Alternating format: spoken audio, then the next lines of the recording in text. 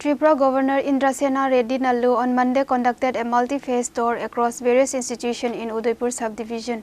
Accompanying the governor throughout the tour were Gomati District Magistrate Rinku, Lather, additional SP, along with senior officials from Education and Social Welfare departments. The governor kicked off his tour at the PM Sri Tepania Colony High School. Before attending the scheduled interaction program, the governor planted a sapling on the school premises. In the second leg of his visit, the governor arrived at the Alordisha Children's Home located in Shalghara, Antali, which is managed by the Ramkrishna Adarsha Yoga Sadhana Ashram. The final leg of the tour took the governor to the state-run boys' child home at Khilpara, functioning under the Directorate of Social Welfare and Social Education.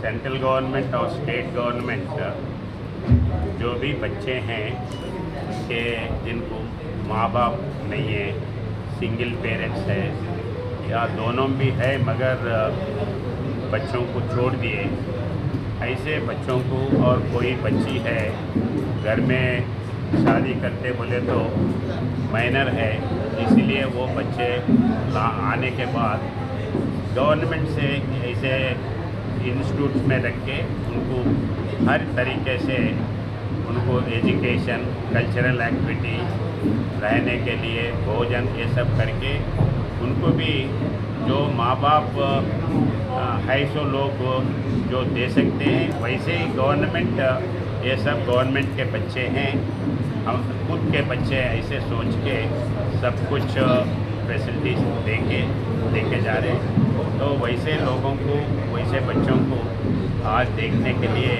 निकला हूँ, बहुत अच्छा लगा है, facilities वगैरह अच्छा है और बच्चे भी हेल्दी है और आगे क्या होना चाहते हैं वो भी उनके मन में ठीक सोच से चल रहा है, खुशी से। Concluding his Udaipur itinerary, the Governor Indrasena Reddy Nallu briefed the press, sharing his observations on institutional infrastructure development, operational gaps, and the welfare roadmap for the state's student community. Bureau Report, Chini, Khorang.